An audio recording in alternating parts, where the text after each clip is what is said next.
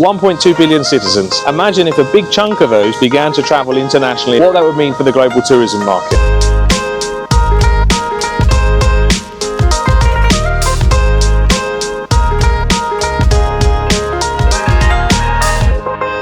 I'm in the sweltering summer heat of a Shanghai summer. I'm standing on the Bund, which is the main promenade that goes all along the river here in Shanghai in the tourist area. It extends about a kilometre or so either direction. Behind me, the financial district, some of the tallest buildings in the world. If you come here at sunset, you cannot believe the size of the crowds. We're talking Taylor Swift-sized concerts, Real Madrid, Barcelona-sized football matches. Police controls takes about 10 minutes or so to get onto here. Hundreds of thousands of people, possibly shoulder to shoulder. That, more than any other experience I've ever had here on many trips to China or doing business with Chinese companies, really drove home to me the potential of the China outbound tourism market. 1.2 billion citizens. Imagine if a big chunk of those began to travel internationally in the way that we have in Western countries, what that would mean for the global tourism market. If you want to attract some of those Chinese travelers to your airline, your hotel, your destination, your DMC, whatever it is, inbound company, rather counterintuitively, the thing you have to start with and really have to understand to have any kind of success is technology. Chinese technology is very different from Western technology, and understanding the platforms they have and don't have, the apps they use and so on, and the user experience that they have is absolutely essential for capturing their bookings and getting them there and back happily. So in this TV series, if you like, that I'm making here, we're going to look at what the tech that they don't have because of the Western limitations, what tech are they actually using, what's their user experience, and what are the distribution routes and channels to capturing their Chinese money. If you want to save yourself from wasting a huge amount of time and money, this is the most important point you need to understand. There is a firewall in China that stops most Western apps and social media from operating. They are literally banned. Instagram, Facebook, Google, LinkedIn, what else? WhatsApp. All of these services do not work in China. Additionally, Western websites run very slowly. You can't use Western credit cards in almost any place.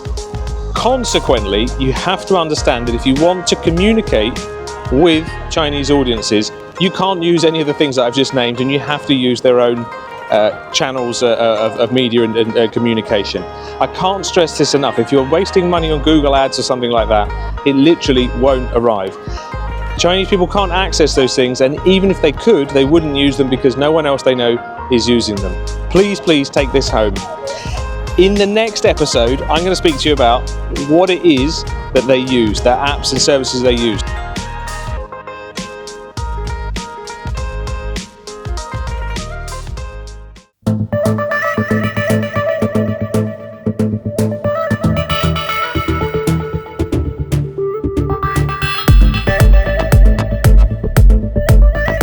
China's social media and media in general ecosystem is very diverse, very vibrant, and actually really quite exciting. So just like in any market, you could find an almost infinite amount of opportunities for you to market and sell and communicate your services. However, if we're talking about the big channels in which you need to have a presence, then WeChat has to come right at the top. WeChat you might have heard people talking about because it's very comparable to WhatsApp. It's a sort of one-to-one communication platform, private communication platform. However, it is also a social media platform, sort of similar to MySpace or websites. Quite hard to describe until you use it, but social media as well. Weibo is the other big one, which you simply must be on. Hundreds of millions of users, very similar to Twitter, short telegraphic type communications, and you can use it for customer services. Other biggies in terms of channels that you need to be looking at: Douyin, Douyin is not just like TikTok. Douyin is literally the same company as TikTok. It's just the Chinese version of it, the original version of TikTok, if you like. Short form videos, that kind of thing. Meituan is kind of like a cross between Amazon and Deliveroo and Expedia all rolled into one. You can get your food, you can book transport. They'll be on the phones of many Chinese travelers. And then lastly, an important one, I can never pronounce this in a way that Chinese people can understand, but Mafengwo, I think it's how it's pronounced. Mafengwo is like TripAdvisor. It's a review website. It's got content for giving people inspiration for where to travel to, and it's also a sales distribution outlet. You can book via Mafengwo, so a very important one to be looking at. So you've got your top 5 social media and media communication platforms. Great, get the team onto that. Except, bad news guys, is these platforms not only designed for Chinese users, and so everything's in Chinese language, the back end, the commercial side of it, the teams that run it, everything, Chinese language, Chinese business practices, Chinese data, Chinese firewall. This means that trying to operate these systems, if you don't speak Chinese, you're not based in China, you don't understand Chinese business practices, would be almost impossible. As a Western user, you can just about get through those platforms if you have translation tools and you're very patient and somebody helps you. But forget about trying to actually manage campaigns and so on via those, unless you're employing experts. Really would be wasting your time if you're doing it any other way. In addition to social media platforms, there are some other very important elements of Chinese technology that you really have to understand to get your head around the Chinese traveler's user experience mindset. The first is QR codes. QR codes existed long before COVID here in China and used for absolutely every type of information you could possibly imagine, even restaurant menus. That's the first thing, QR code for everything. No QR code, no one's going to use it. Second thing is to understand the payments platforms. Now, I mentioned WeChat earlier in the context of social media, but it's also a payment platform. You can pay for things in restaurants, but also pay person to person. Alipay, that's the other one. Alipay's a big one. Next thing to understand are super apps. Super apps are something that don't really kind of exist in the same way in the West. Maybe Rappi in Latin America, but super apps here, what everybody uses to navigate almost their whole experience. So behind me, people are eating here. They'll sit down, they'll get the QR code, they'll use their Alipay app to open the QR code to see the menu. They'll then order the food via that, and then they'll pay for it via that, and they've got all their details in the phone. That's one example. In the Alipay app as well, you've also got Didi, which is the big, like the equivalent of Uber. It's a ride-hailing app. You can book flights, you can book all kinds of things. So super apps are really important. Payments, again, no cash. I've been here 5 days now, not even gone to a bank to get any cash. Last trip, didn't get any cash. Nobody uses cash. Everything is all about barcode, QR code, instant payment. If I'm sounding excited about Chinese technology, I really am. That's because the user experience, from a consumer perspective at least, is just significantly better than anything we got in the West. And I really mean like a whole, paradigm, and a whole, light years away. Give you some examples. They've got a lot of driverless taxis. I don't know if there are here in Shanghai, but there is in Beijing and Wuhan, several other cities around the world. Driverless taxis. They've got them in the US, but they've had them here for quite a while. Give you another silly little example, but these here, you see these everywhere you go. These are via your app. It's a battery pack that comes out that you can charge up your mobile phone. If you're a super user on Alipay, then you get it for free or some sort of discount. So it's really important. Robots, there's the other one. Sorry, earlier this year I did a trip to Shenzhen. I stayed in not one but 2 different hotels that had robots doing room service. I called down for food and for some drinks, and a robot brought it, a little R2-D2 type thing, brought it to my room. So it just gives you an example of how advanced things are. Now, what does this mean for you trying to sell, market, do customer relations with Chinese travelers who are coming to the West? This means that you've got a situation where, first of all, you're taking them out of their native environment, assuming that you're not going to be able to use the tech they've got. But if you can, you work that out. That's definitely the key. But if you take them out of the technology ecosystem that they're used to, obviously they're going to have to learn your way of doing things, and that's going to create some sort of level of disappointment and frustration. But at the same time, if your user experience, even objectively looked at, is not on the same standard, and they're used to this and you give them this, then it's really going to be a sort of car crash scenario. So what is the answer? First of all, try and see if you can work with the Chinese technology ecosystem to provide them with apps and services that they're used to, but make the user experience the same. QR codes, instant payments, payment platforms that they want, little things like this. You can get a driverless taxi, fantastic. Because if you don't, you're really going to have disappointed travelers. Even if you get your booking, they'll be disappointed. They'll leave bad reviews. So a lot to think about there, I know, but just got to be open and honest about what's going to happen.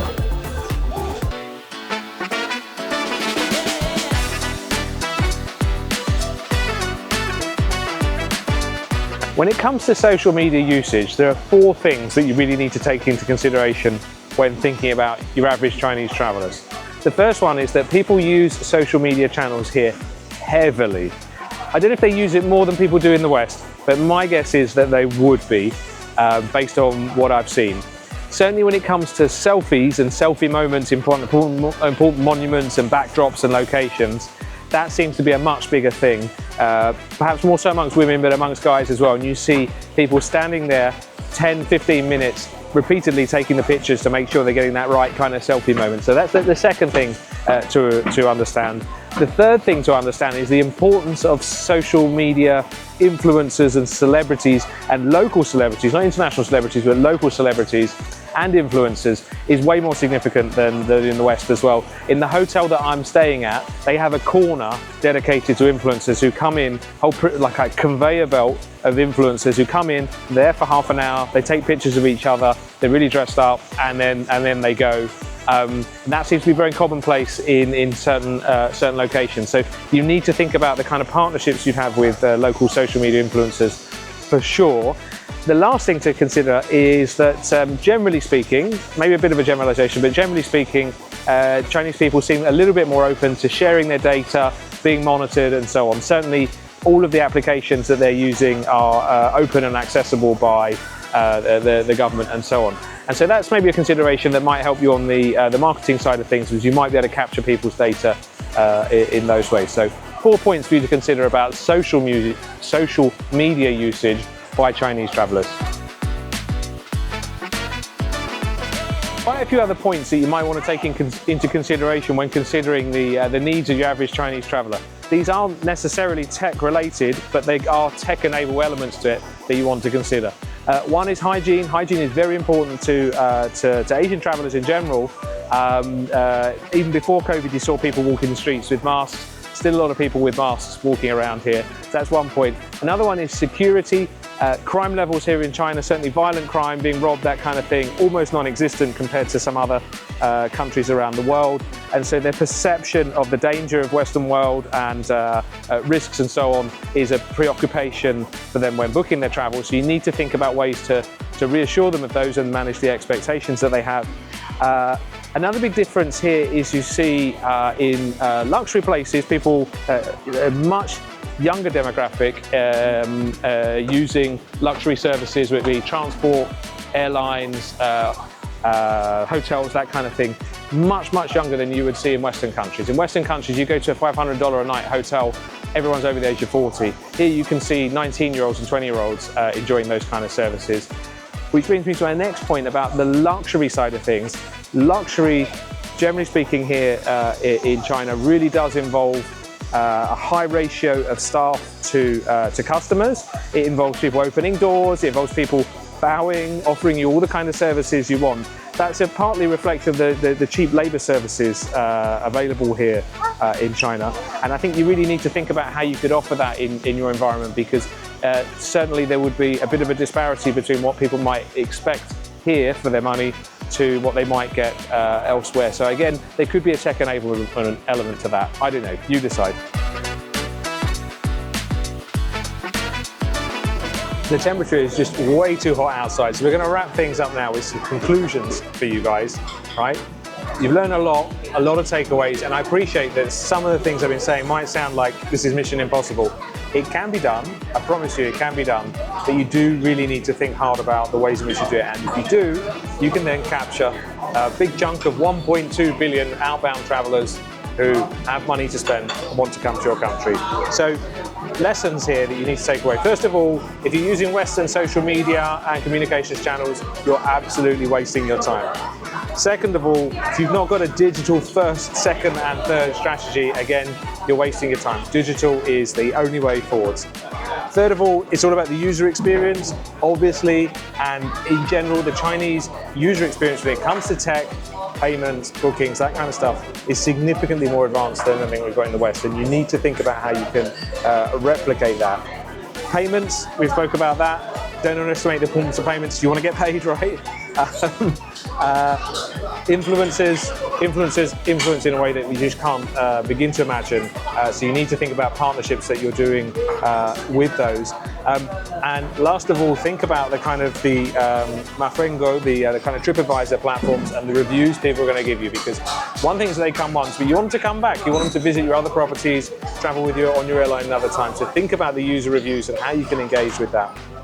Overall, I think the main lesson learned here is you just got to see things through the eyes of the Chinese traveller. And the more you can do to put yourself in their shoes, send your teams here, engage with their apps, employ people obviously who are experts, the closer you're going to come to capturing and satisfying, because those are two separate but important things, capturing and satisfying the outbound Chinese travellers who, even before COVID, were the biggest international travel segment and spend 2-3 times what your average American or German or Brit spends when they're travelling. So this is a very, very important segment for you to be targeting for your business. I really hope that everything we've talked about here has been helpful, but if you don't mind, it's hot and I'm hungry, so we're now going to have some food and you can go away. Thank you.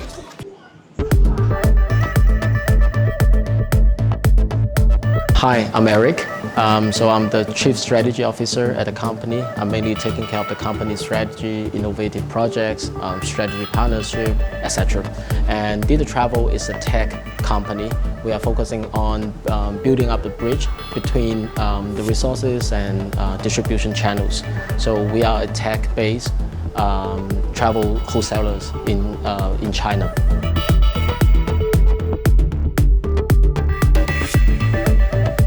Apart from Trip.com, for example, we have also other online players existing in this market, and they are targeting different segments of the market. But apart from online business, we also have a quite big retail business here in China. And I think this is a segment that we should not lose sight of. And apart from this, we also have a TMC, traditional like package tour, group business, etc. So it's quite a comprehensive distribution landscape here in China.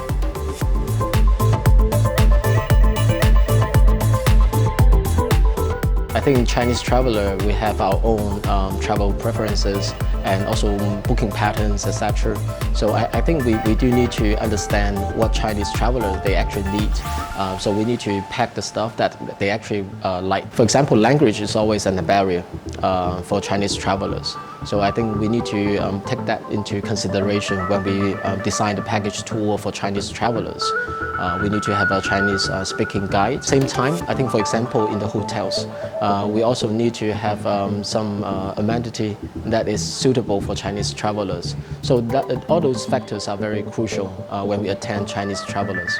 Like the hot water pot, right? Because Chinese people, we always love hot water to make teas, etc. So I think that's very important.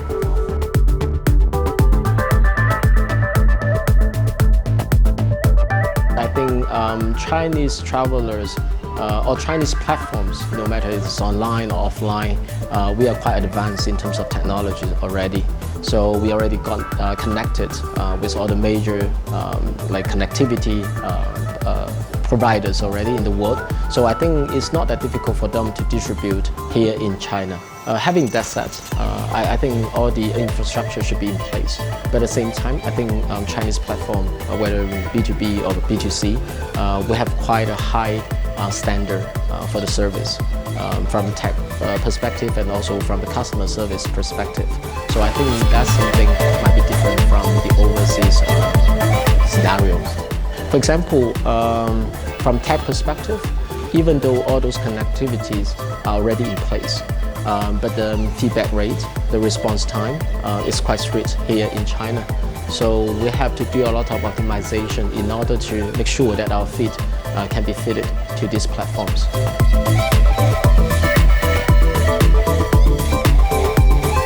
B2C wise, I think if you want to do business with directly to the consumers here, you have to consider plugging in WeChat Pay, Alipay, or these like very mature payment solutions.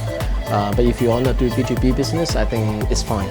I think there are a lot of B2B players here in China which are already very international. They know how to do business with overseas partners already.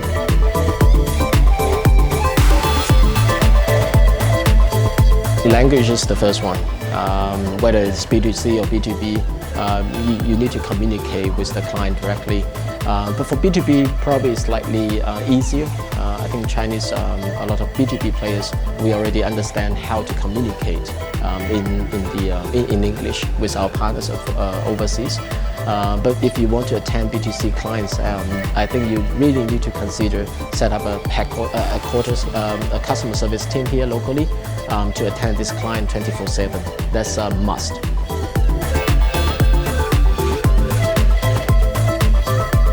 I think it's a different landscape.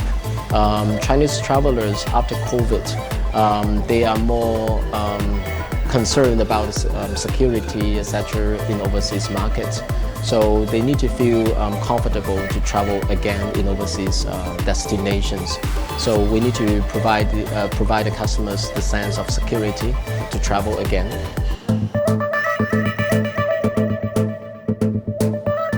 I'm here this morning with Charlie Lee from Travel China Daily. Charlie is the publisher and editor. Charlie, thank you for making the time to speak with us. First of all, can you just tell us a little bit about your publication? Okay, thanks for Roman for having me. Travel Daily is China's leading online publisher and event organizer with strong focus on distribution and marketing for the travel tourism business.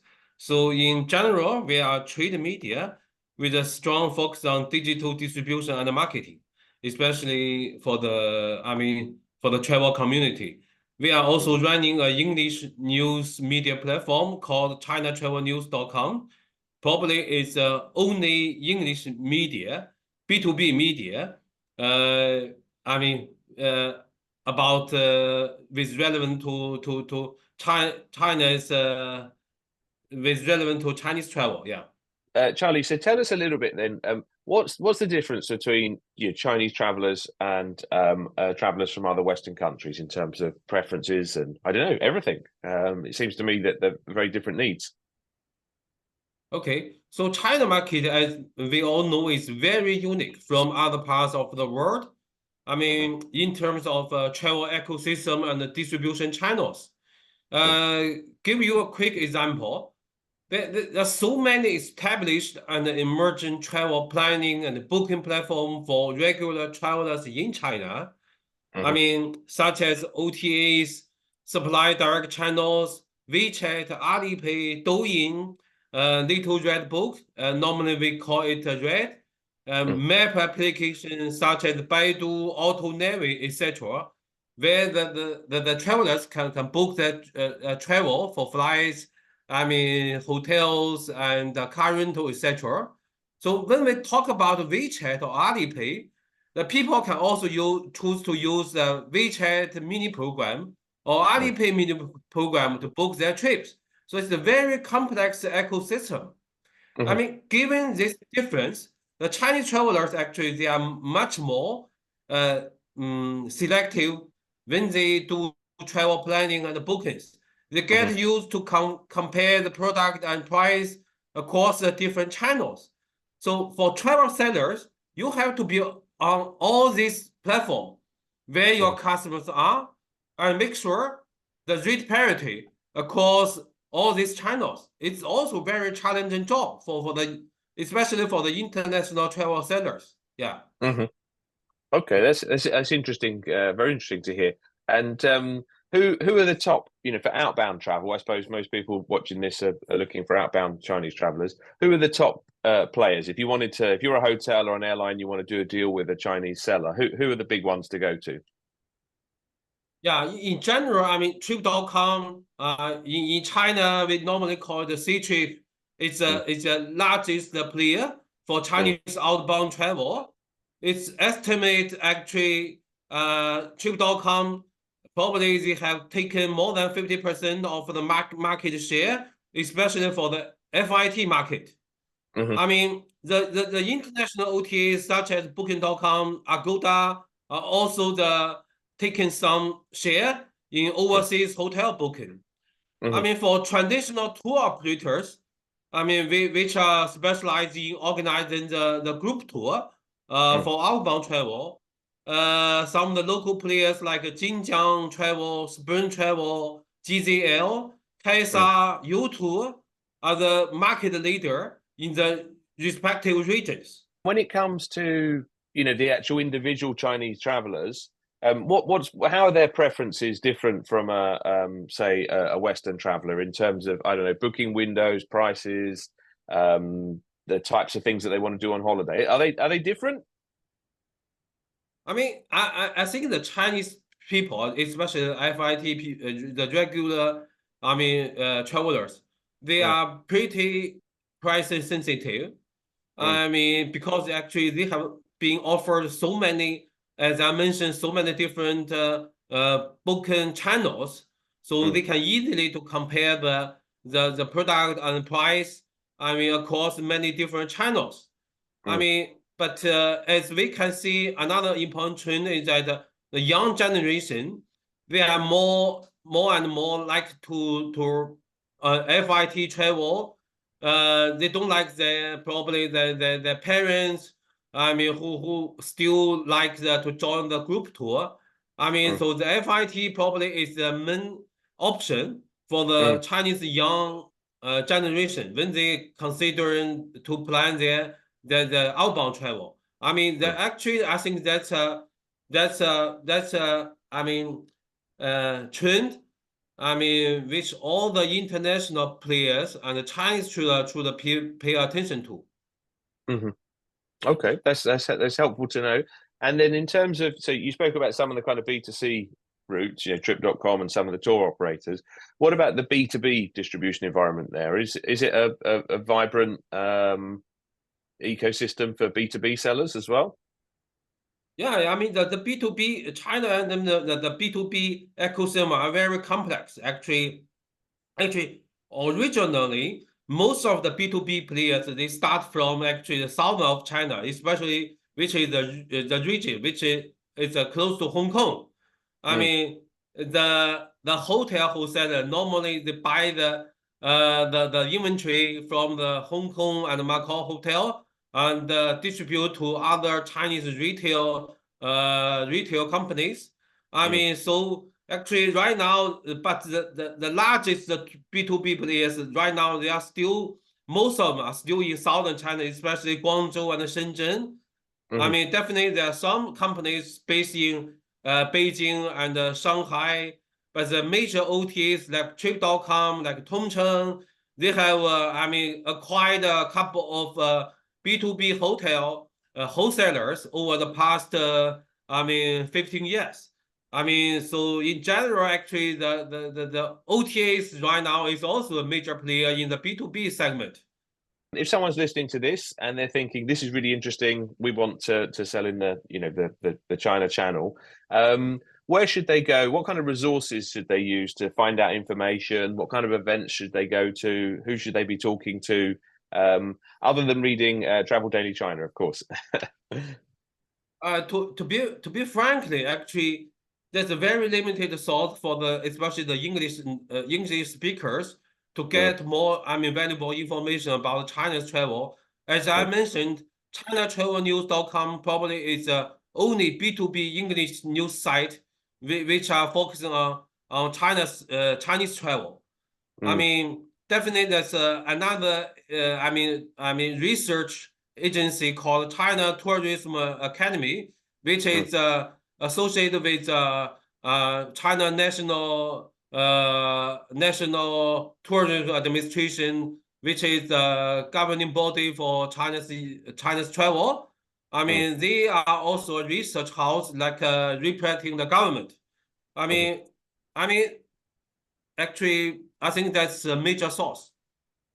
Okay, then. So I think maybe do you think it would be fair to say that because there's limited resources in English language, that if you Yeah. want to come and do business here in China, you want to sell your hotel properties or airlines and so on, it's essential to partner with local Chinese companies to make that happen. Oh, yes, yes. I mean, in terms of events, actually, as you mentioned, actually, besides the Travel Daily Conference, as I mentioned to you, actually, we are much more focused on digital marketing and distribution for the hotel, for airlines, and also for corporate travel. I mean, so there's other events like ITB China. They have a strong focus on outbound travel. Also, they start the inbound travel segment from this year actually.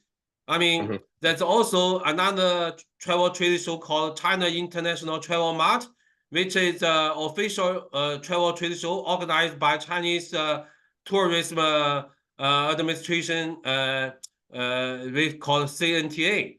I mean, there's many other different travel trade shows around China every year, which are organized by the local governments.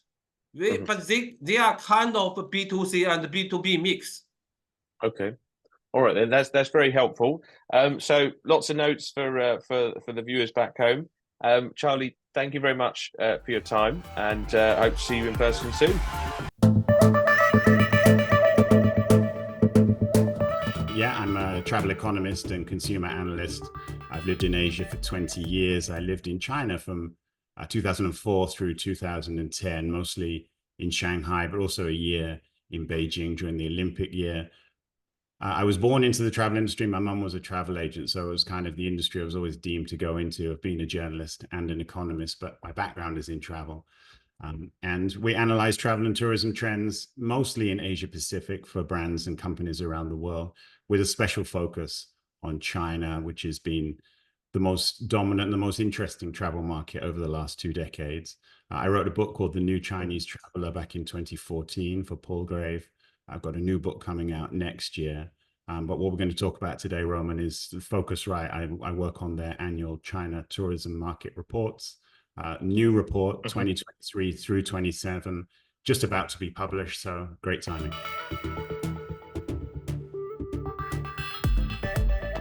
The China travel market report covers all the main verticals. So OTAs, airlines, hotels, rail, and car rental.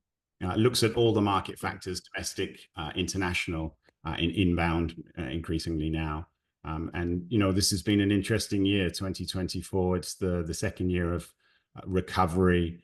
2023 was a pretty phased and gradual recovery year. 2024 has been stronger. But as we're trying to forecast into the future, we're looking ahead at what might happen in 2025, 26, and 27, and how the Chinese outbound market in particular is starting to impact Asia Pacific, of course, but more globally as well, into Europe, North America, Middle East, Asia, and Australasia.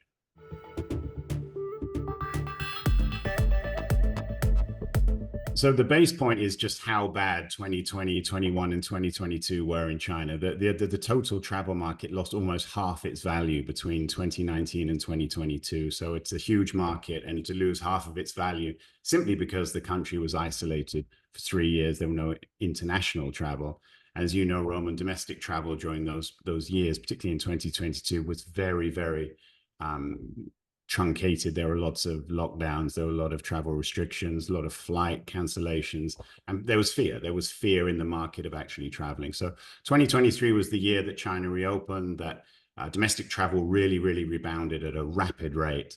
but international travel was much slower, didn't really start to kick on until the second half of 2023. And a lot of that was simply because there wasn't enough international flight capacity, but there also wasn't much demand either. So 2024 has been much stronger, but it's still a gradual recovery. There's still a lot of the market that's missing compared to 2019. Certainly, the slow recovery of the economy, consumer sentiment still fairly tepid, I would say. The currency hasn't really recovered yet, although it's starting to strengthen against the US dollar. And so you'd hope towards the end of the year that the RMB might strengthen a little bit more. That would give a little bit more of a consumer sentiment boost, perhaps. Supply is recovering, but it's certainly nowhere near the levels of 2019. But I think, Roman, what we really saw in 2023 was just how big the Chinese market was and how much it takes to recover and to rebuild supply and demand. It's just not press and play. You know, it's taken a lot of time. And I think even if the economy had been stronger than it probably is right now, you know, that supply and demand equation in such a big, complex and very diversified market like China, it takes time to rebuild. And so we're only, 18, 19 months into the recovery. You know, you won't really have a clearer picture, I don't think, until at least maybe even 3 years after the reopening.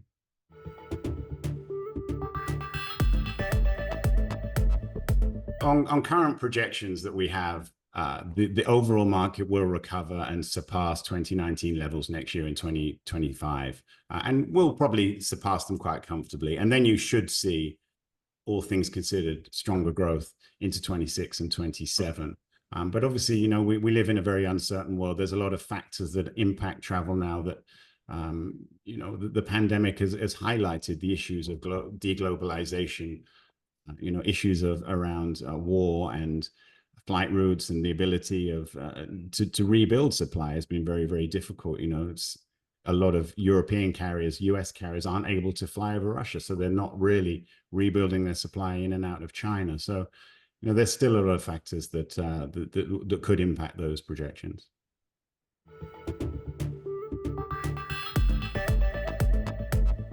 You'd recently been in China, Roman. You'd see just how mobile-centric the economy has become. I mean, it was going that way in 2019. It was a very, very highly, almost a cashless economy by 2019. But that's just accelerated and diversified across all segments. So very, very mobile, very, very tech-driven.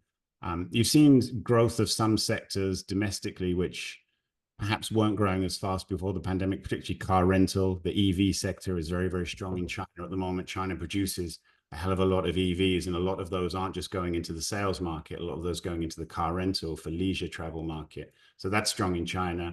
The high-speed rail market is very, very strong. That's also quite, you know, the mobile booking element to that makes travel very flexible, very quick. You can board and buy your ticket. You know, you don't really have any other impediments to actually to booking the last minute if you really want to. And I think that's one of the things that the mobile nature of China's market means, that booking windows are quite short. In China, that's not such a problem because the industry is very, very used to it. But for destinations around the world, that does cause some issues about planning and preparing if you don't quite know how those bookings are going to come, how far out. But you know, let's see how that goes. But certainly very, very mobile, very tech dominated. And the social networks, the influencer networks, very, very important across the whole consumer sphere. I think, Roman, one of the things that we discussed off air is that in China, travel and tourism aren't really viewed as separate to the whole lifestyle. You know, around the world, we tend to view travel and tourism as its own bubble, its own ecosystem. But in China, they're enmeshed into the whole technology and consumer technology system.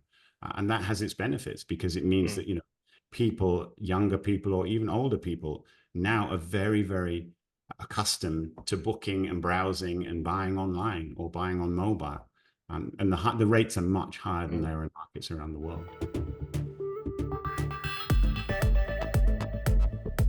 They've got to do what you've just done, Roman. They've got to go and experience for themselves how Chinese travelers and Chinese consumers live day by day, because it's very, very different. And I think there was always a tendency back in between 2010, 2019, when the Chinese outbound market was growing very, very fast. Each year you saw the upward curve. That destinations, DMOs, brands tended to just accept that growth was inevitable, that you'd get more Chinese tourists, whatever you did, they were just more were going to come. But now you're fighting. It's competitive to get Chinese travelers, and this is a whole new era, and we're still seeing that the markets are weaker than they were before. So you've got to go and understand how consumer technology, how these platforms, how these social networks, how these short video platforms, how they actually integrate into people's lives, and which of the travel trends that are relevant to domestic travel, which of those carry over into international travel, and which of them don't, because they don't all do that. But you have to get away from this perception that travelers, you only really start perceiving them from the moment they arrive in your destination, because you're missing a huge opportunity by not understanding the trends about their booking and the way they live day to day. Because you will certainly you won't be able to capture a lot of the opportunities in your own destination if you think that way. The Chinese consumer technology sphere is different. It's bespoke created, it's proprietary technology. It's very different to what's used around the rest of the world. And if you don't actually see it in action day to day, it's very, very hard to make judgments when you've got travelers coming into your country about how they actually use it. The Focusrite China Travel Market Report 2023 through 2027 should be published the beginning of September.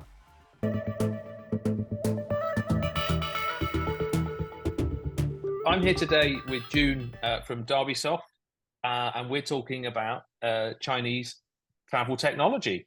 June, can you introduce yourself and Derbysoft just very quickly, so people watching have an idea who you are and what you do? Sure. Yeah, Derbysoft, as some of you might know, is a global leading technology providers focusing on travel and hotels. I myself, come from a global hotel chain background, and then spent the last 10 plus years also in two global leading OTAs, and now with Derbysoft for a couple of years. Pleasure to be here. Just at a high level, give us an understanding here. So internationally, lots of people know brands like Trip.com, but if you're a hotel, airline, whatever, you want to sell to Chinese travelers, going beyond the obvious, call up Trip or Ctrip, what's the distribution environment? Who are the other players? Who do you need to be talking to? Yeah, I think when you talk about this, you're talking about mainly Chinese outbound, right? I mean, you're talking about 100 plus million travelers, before COVID, and it's about the number as now, depending how you look at it. Although more than half, 60-70% of that are the travelers between the Shenzhen and Hong Kong borders. But still, you're talking about tens of millions of Chinese traveler outbound going out from China. To be honest, still most of those travelers are booked offline via tour groups. People like my parents, when they go to Europe, when they go to Thailand, they join the tour groups. They join with other friends in the groups. So the bulk of those bookings do happen offline, and of course, some of these, group tour booking also move to online in a natural way.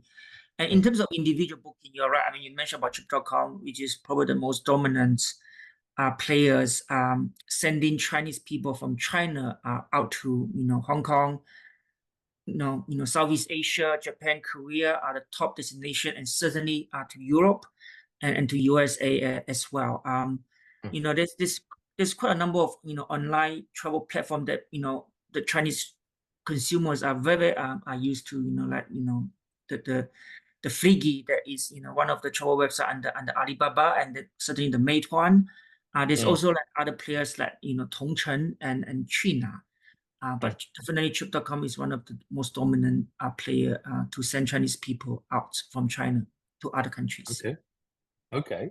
And in terms of the sort of B2B environment, how does it work? Are there channel managers, connectivity, suppliers? Is it like in the West, or is it different? What's the B2B sort of distribution network?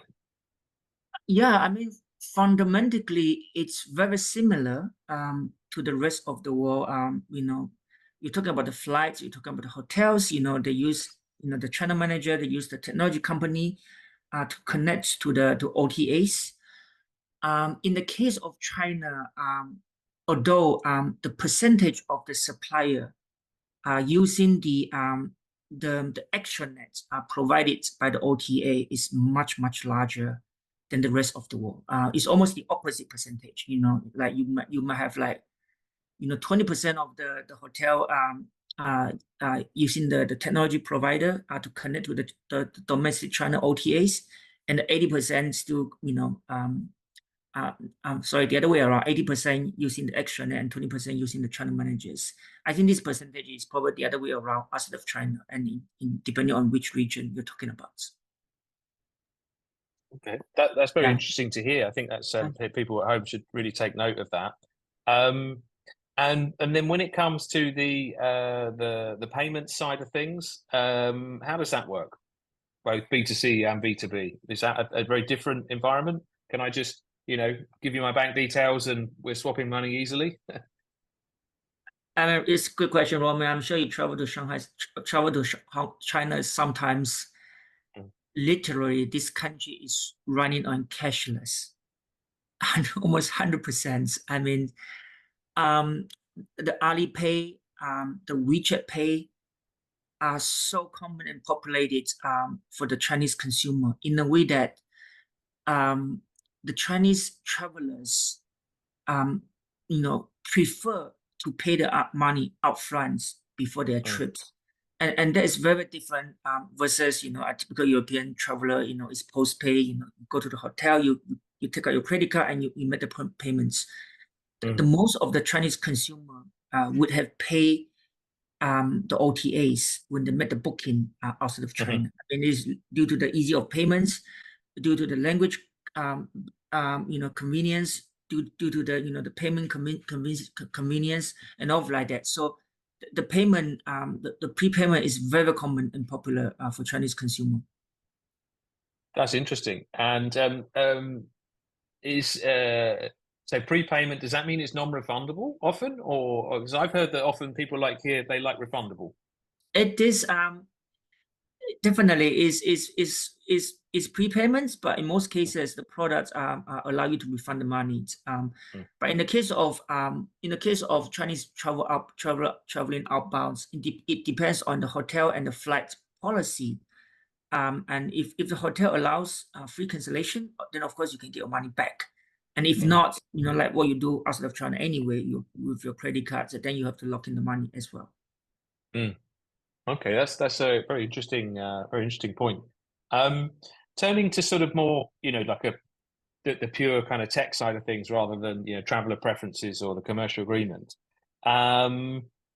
If you're a Western company wanting to access the China market, how's the tech different? For example, at a sort of data security and privacy level, is that a different working environment to what we're used to in, say, the US or Europe?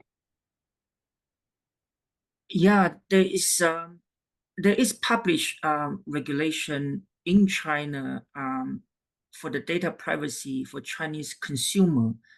It's indeed a bit complicated and it's still changing.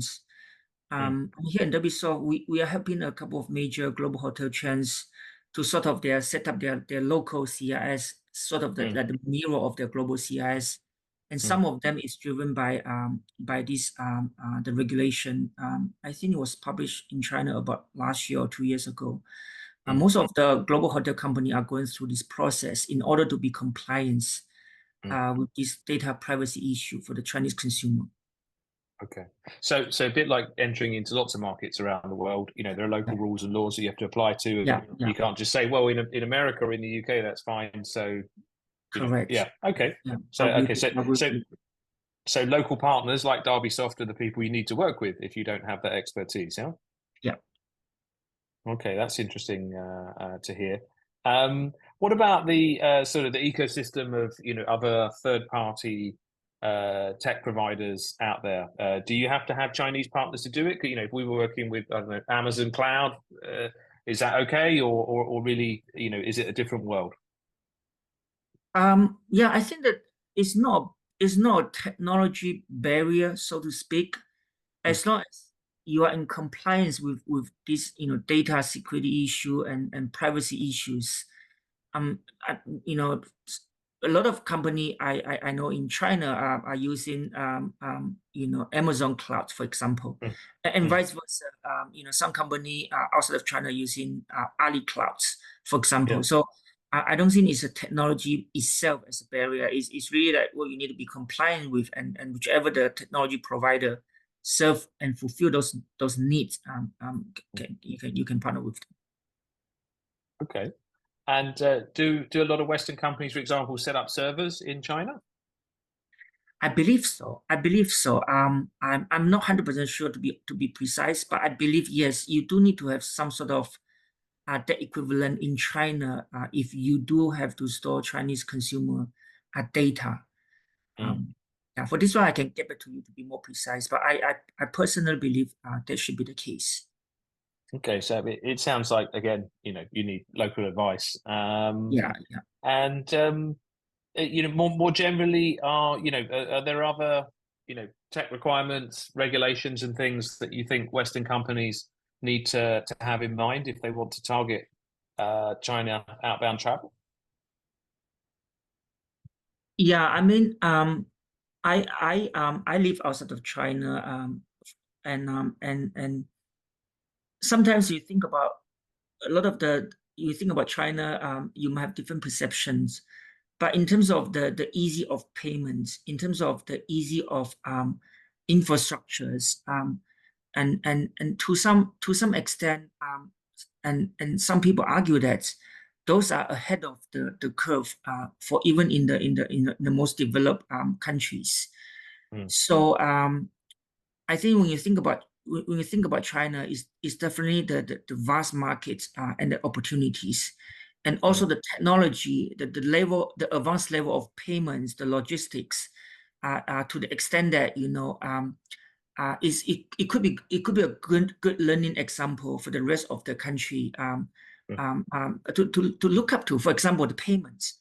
I mean, it's so much easy, convenient, and the payment fee to the vendors, the merchants are so low, and the convenient for the consumers to use the payment in any context for travel, at the hotel, before the hotel, outside of the hotel, the easy for the money to transfer back and forth is just so much advanced than the rest of the world to some extent. So I think those are the examples that in a way that China might serve as an example for other country as a reference as well.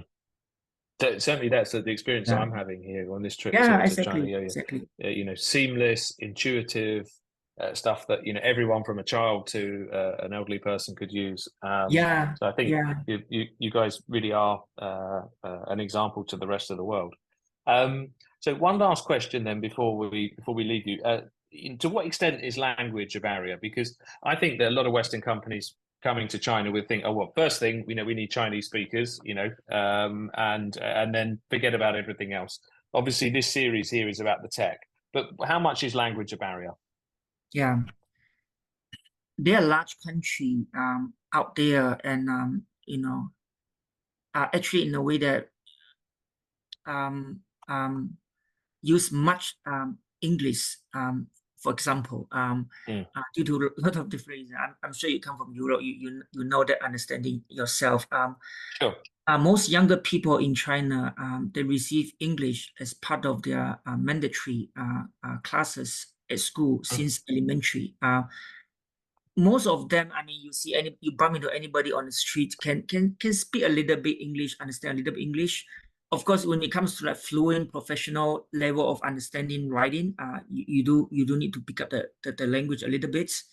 But to this extent, China, I know there's a bit of the issue with the like the Googles, the VPNs and stuff like that, and the payment. I mean, if you only have the foreign credit card, you might have to link up. But other than that, you bump into a taxi driver, and then the younger people. I mean, they can speak to you with a little bit of English. So to that extent, it's not one of the worst big country in the world. But definitely, if you want to get the real core of this country, you do need Chinese speaking people to support you, because they understand the consumer, they understand the behavior, and it's much easier to communicate. But this is not a this is not a total unfriendly country when it comes to language communication. I'm sure you have experience on the street when you bump into someone, and it's okay. I mean, it's not that people completely don't understand you at all, right? I've been to worse countries for sure. Yeah, I that's don't my have to say point, right? people. And Yeah. people are very helpful as well. Yeah, Okay, so language is obviously a challenge, but it's not the biggest challenge. So there's other things people need to focus on, and maybe it's more you need local people for the cultural, and business connections as much as you do for the fact that they speak Chinese, perhaps. yeah. Okay, June, I think we've taken more than enough of your time. Thank you very much. That was very insightful, and I hope everyone watching this comes away as enthused about Chinese travel technology as I have been on this trip. Thanks, June. Take care. Okay. Thank you, Roman.